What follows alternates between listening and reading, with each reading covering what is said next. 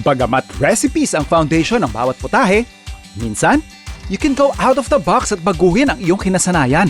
Gagawa tayo ng beef and bacon skewers. So we're going to help our skewers with the fat side by using bacon. You can substitute ingredients na swak sa diet or fitness goals mo. Ang masasabi ko dito, bukod sa masarap na, healthy pa. Imbes na gagamit tayo ng plain water or egg, gagamit tayo ng malunggay juice or puree. At kahit konti ang laman ng ref o pantry mo, hindi rin yan hadlang para makagawa ka ng masarap na dish. So at this point, we've only used 3 ingredients so far. May konting angang, sarap. Pwede bang idagdag to?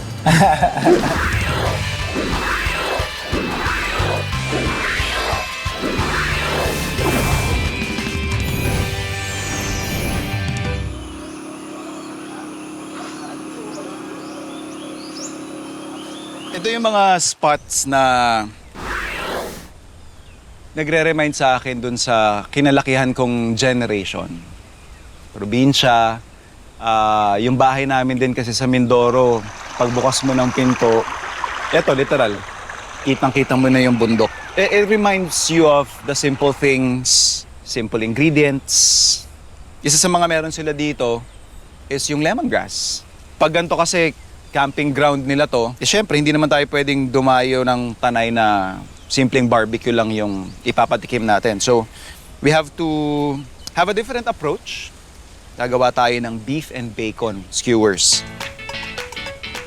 So, ito lang, inaayos ko lang yung ating parang pinaka-pang-garnish. Yan, tapos na ako sa mangga. So, this is how we assemble yung aming skewers or barbecue sa restaurant. So yung ating surface. For me, what makes a good barbecue or especially for someone na nagluluto ng barbecue is yung ratio ng taba tsaka yung meat, yung lean meat. Since we are using tapakat sa palengke, definitely makikita ninyo very limited yung marbling niya. So ibig sabihin yung marbling na yan yung fat content ng meat. So medyo on the lean side ito. So we're going to help our skewers with the fat side by using bacon. So ganito lang yan. What I like about this technique, ika nga, is it's a different, more complex yung parang nangyayaring presentation. So ngayon nilalatag ko lang yung pinaka thinly sliced na beef cut sa ating chopping board. So ito yung unang layer natin. Beef on the bottom. And then, yung ating bacon. So kung mapapansin ninyo, hindi ko rin siya sinisison muna. That depends on the saltiness or type of bacon that you are using. Ito, hindi siya smoke, hindi rin siya sweet. So ito yung maalat na type ng bacon. So that's our second layer. Tatap lang natin ulit yung isa pa ng another layer ng ating beef meat. Okay? And then another layer of our bacon. We have here yung ating meat na iba't iba yung layer. Imaginein lang ninyo kung gaano kalaking cube or size or chunk ng meat yung gusto ninyong i-secure sa skewers. So ito, I'm thinking of doing mga 1.5 inch. Kunin natin yung isang portion. And then, we will secure it.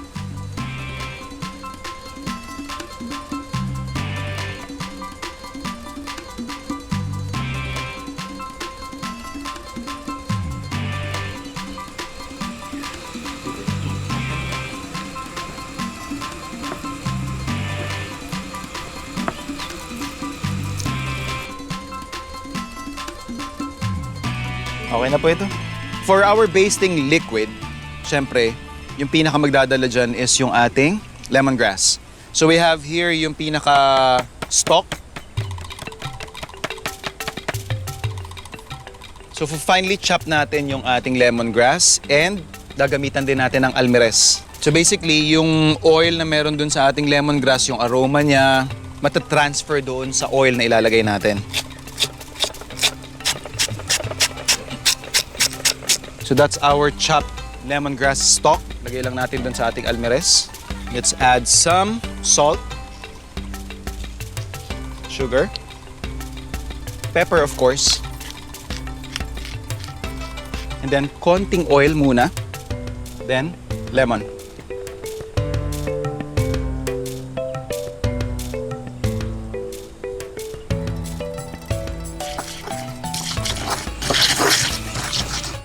Then we add more oil.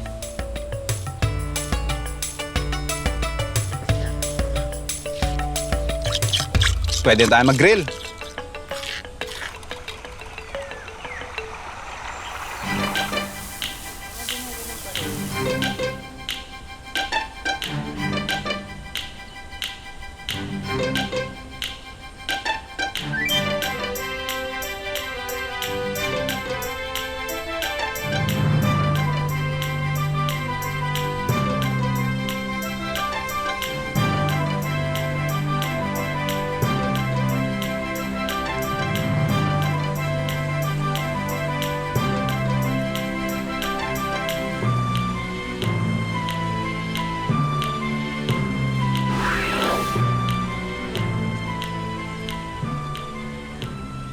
Kapag sinabing camping, Tanay Rizal ang madalas tayuhin ng adventurous urbanites na naghahanap ng relaxing escape na hindi naman kalayuan sa Metro Manila. Kaya naman ang tinayo ni na Ma'am Olive at Sir Rino Buyo ang kanilang farm and villa, ecotourism ang isa sa mga naging layunin nila. Gusto lang nila ng parang camping lang na at least meron ng bahay. Structure actually po Oo. Pwede rin itong ibukas ng para talagang yung nature I mean, very basic. Pero when you're in this kind of environment, this is perfectly what you would need lang eh. Sa loob ng kanilang camping grounds, malaya rin ang kanilang mga bisita na mamasyal sa karatig na farm. Actually, pag labuyo, sir, pag ganito mga native na labuyo, mahirap siyang i-propagate eh. Sila lang nagkukuha niyan. Hindi, may magic. Siya ng one. Ito naman po yung sinasabi nilang jablo. Maanghang din yan, sir. Oo. Maanghang po ba Oo. sir? Pero malakas yan. Malakas yan, sir.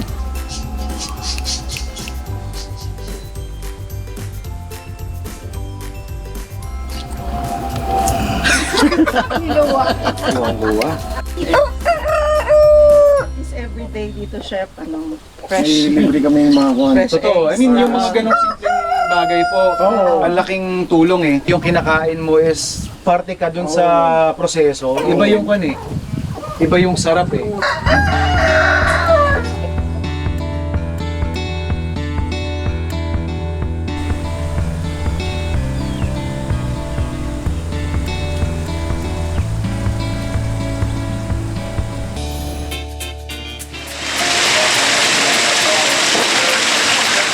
Today, may bago akong susubukan. Actually, matagal ko nang gustong matuto magluto. And for the future, syempre, itong dish na lulutuin natin today is that natikman ko siya somewhere and nirecommend sa akin ng co-actor ko. And ang masasabi ko dito, bukod sa masarap na, healthy pa. So ano pang hinihintay natin? Mag-ano na tayo agad ng mushroom. Kanina lang binabad na natin to. Maya-maya lang. I-prepare natin to. Ihiwalay natin yung mushroom dun sa tubig.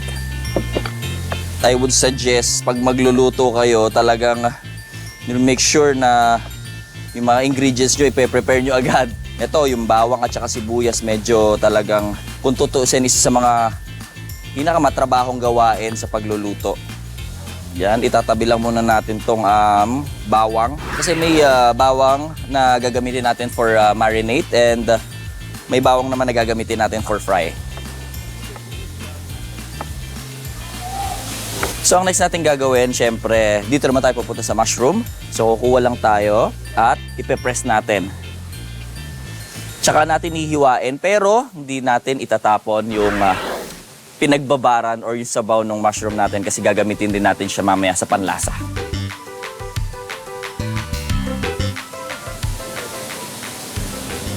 So after natin hiwain tong mushroom natin, Set aside muna natin siya dahil ipe-prepare na natin yung next step, which is hihiwain na natin yung ating tofu.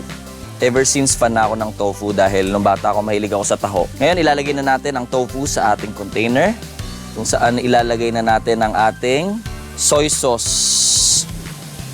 Lagyan din natin ng vinegar. Idadagdag natin syempre ang 4 na pirasong dahon ng laurel, yung ating kalahating minced garlic, and syempre ang black pepper. Hahalu-haluin lang natin. Itong kaninang pinagpigaan natin ng mushroom at yung sabaw niya, ihalo natin para mas maging malasa siya. Ma-marinate natin for about 30 minutes to 1 hour para mas manuot yung lasa niya. Syempre, hindi tayo makakapagprito kung walang oil. Oh well. At ilalagay na natin yung kalahating garlic na kaninang hinati natin. Ito yung isa sa pinakamasarap na part ng pagluluto. Yung maaamoy mo yung aroma. So ito guys, yung hiniwalay nating garlic, siya yung pang-toppings natin mamaya. So kailangan maging golden brown siya para medyo crisp siya mamaya pag kinain natin. So yan, pag naging golden brown na siya like this, pwede na natin siyang iset aside. Piprituhin na natin tong tofu natin.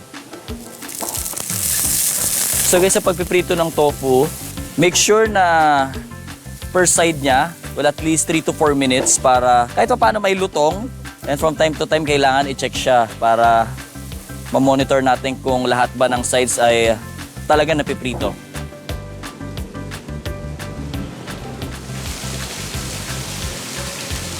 Same pan. Ito na ang pinakainintay natin. Magsusutay tayo ng onion. Add naman natin tong ating mushroom.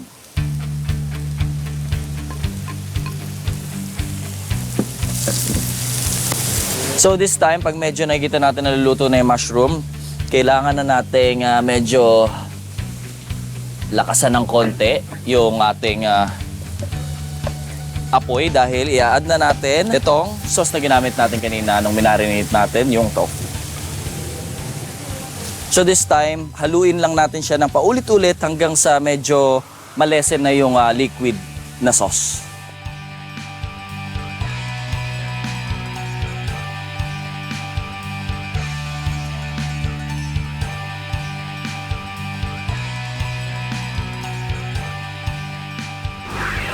Adobong tofu with mushroom.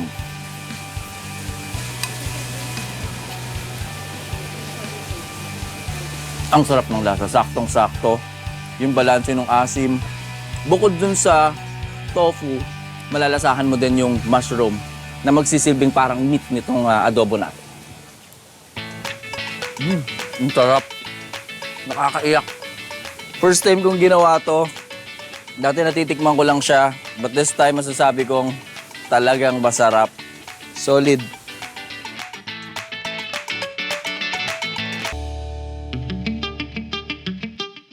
Si Ben and Lily, they are our parents. Sila yung nagsimula ng business since 1967. Nung umabot sila ng 60 years old, pinalitan namin sila at tinulungan. Since teacher yung mother namin, yung father namin ang nag-start talaga ng business. Siya yung tinatawag na one-man band. Ang maganda dito, nag-start yung business namin sa baba. Before kasi, ang daming huli ng mga mangingisda sa Tanay. So, hindi nila alam kung paano nila ito at kung saan nila ito dadalhin sa dami. Actually, nag-start lang kami sinigang, prito, inihaw. Yun lang. Magandang tanawin, sariwang pagkain. Kung yan ang pakay mo kapag umakyat ka ng Tanay, it's a must to take a yummy side trip at Ben and Lily's. Isa sa mga bagong restaurants itong Ben and Lily's. Hilltop View dito sa Tanay. Pero yung legacy ng pagkain nila is actually isa sa mga institusyon. Dito rin sa Tanay. Sila yung pinanggalingan ng pinaka-matagal or pinaka-naunang restaurant sa Tanay Rizal. Ang siniserve nila sa atin ngayon ay isa dun sa mga or ilan sa kanilang mga heirloom dishes. And what I like about their spread here is the fact that yung connection nila sa paligid nila. These fishes are representation kung ano yung available sa paligid nila, kahit yung mga gulay na meron sila. Kagaya ng isa sa mga isda na hindi madalas sinaserve sa mga restaurants. In fact, yung mga fisher folks natin, they would consider kanduli as kalaban. Kasi hindi nila to binibreed because may tibo ito na tinatawag, yung nakakatinik. Pero sa kanila dito, sa Ben and Lily's, ginawa nilang main ingredient na isa sa mga signature sinigang dishes nila. Okay. Now I know kung ano yung pinanggagalingan ng lapot. We have here kamote. So we have here, ayan sort of starch. Even the kanduli, it has a very nice mouthfeel. Smooth yung laman niya. We have another unique sinigang dish here. Sigang bundok ang tawag nila dito. We are using grilled fish, specifically grilled dalag. So this is another first for me. Ang masarap dun sa sabaw niya, it has this nice body. Ooh.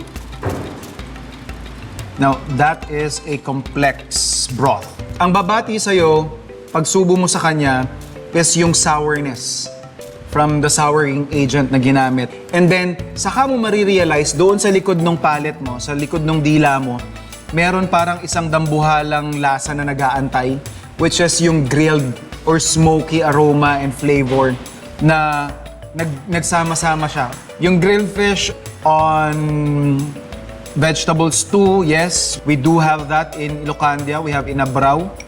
Pero yung sinigang na may gata pero inihaw na isda yung gamit. I mean, that's next level, man. Dahil sa kanilang location at aesthetic interiors, madalas ding mag-food trip sa Ben and Lily's ang mga foreigners. Kaya naman, kalaunan, nagdagdag na rin sila ng international dishes. Pinag-aralan namin yung klase ng customers. And nag-add na rin kami ng international like yung Thai grilled chicken. Meron kaming tikka masala. And this is basically how you would want to enjoy this.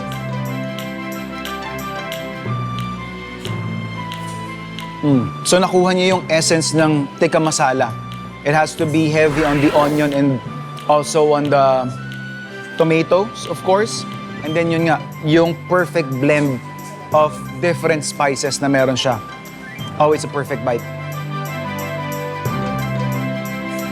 Winner. Eto, we're enjoying our usual panghimagas. Halo-halo nila. Perfect na panapos doon sa ating meal.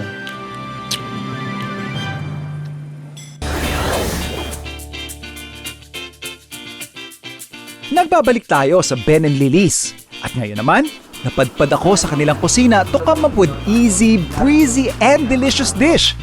Gamit ang ingredients na mahahalongkat ko dito. Sa mga nakita nating ready to cook na is yung kanilang squid, seafoods, and squash. Yung naiisip kong combination. Yun yung pinaka-base ng ating dish. So for our sauce, magpapalambot lang tayo ng ating pumpkin. Para mas mapadali yung pagpapalambot, let us cut it roughly. Now for our squid,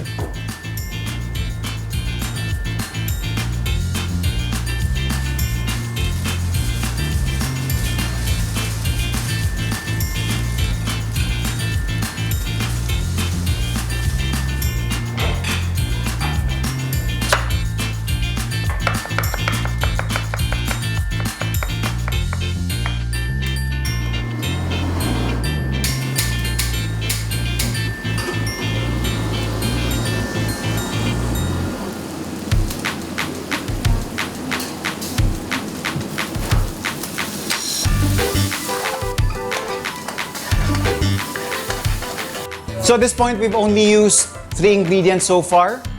Pumpkin, yung gata, tsaka syempre yung ating squid. Ipupuree lang natin yung ating pumpkin. Pwede tayo mag-serve.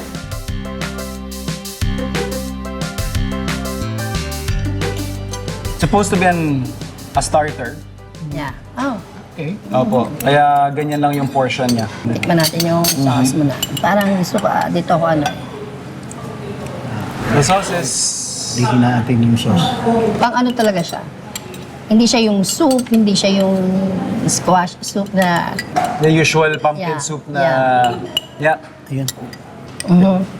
Ito lang yung dagdag. Dagan natin ha. Yes po.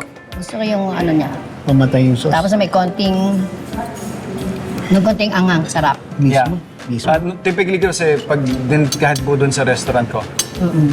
Although personally I love chilies, pero we don't incorporate it doon sa dish mismo. Diretso.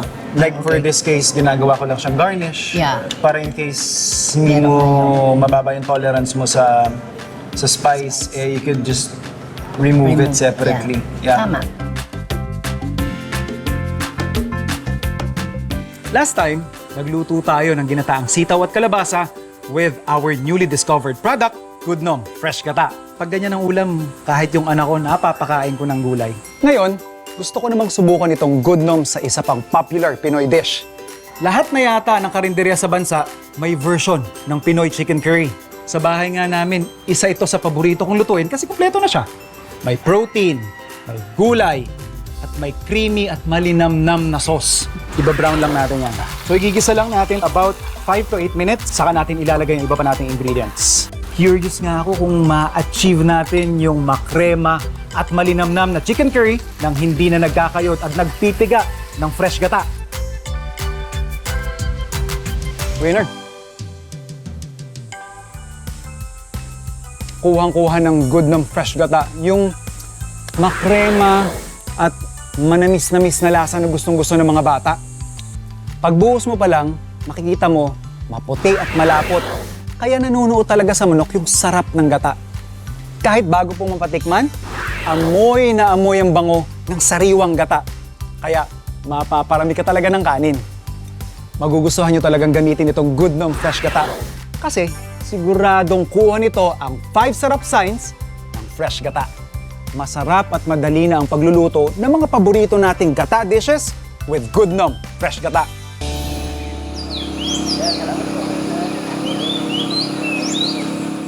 Kagaya ng ating mga bakuran dyan, isa sa mga readily available na ingredients dito sa Buyo, the Farm and Villas, ay yung kanilang malunggay. Pero, we can use this to enhance a favorite ingredient, pasta noodles. We'll be making pasta noodles from scratch and then gagamit tayo ng ating malunggay. Fresh leaves, water.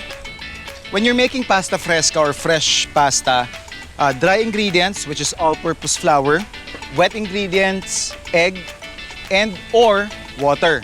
Imbes na gagamit tayo ng plain water or egg, gagamit tayo ng malunggay juice or puree. So we have our flour. Let's add 1 egg.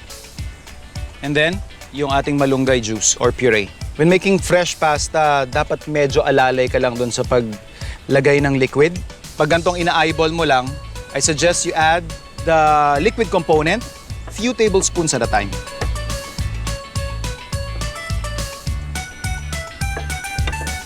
On a flat surface, doon na natin ininid yung ating pasta. Now for this, let's let it rest for about 10 to 15 minutes bago natin ituloy yung ating pag-shape doon sa dough.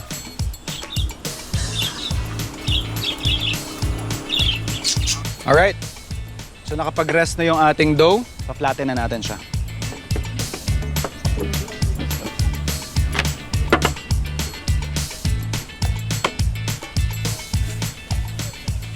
So after natin mapag-rest yung ating dough, we'll do a final spin doon sa ating thickness. So makikita nyo tight yung dough natin.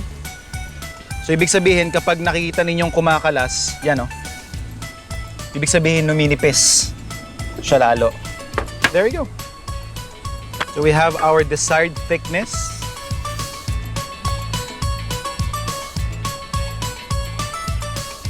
Depende sa type of flat noodles na gusto ninyo.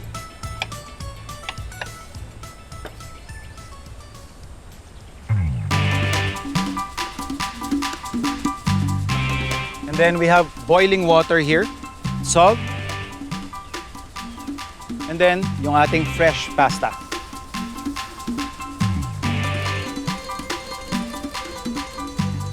Cooked pasta, tanggalin lang natin yan. But we will save din kasi yung ating broth or yung ating pasta water. Hot pan, generous amount of oil. Unahin ko na yung ating tomatoes. Maglalagay tayo ng sauteed tomatoes, and then before serving, we'll be adding fresh tomatoes. Next up, yung ating garlic. And then, yung ating shrimp. Season it with salt.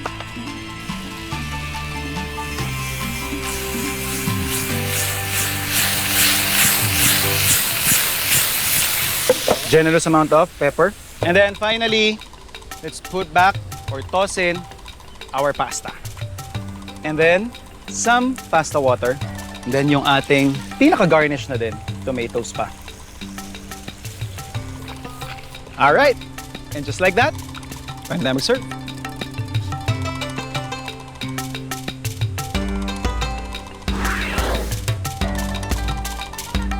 Please try niyo po. Sarap.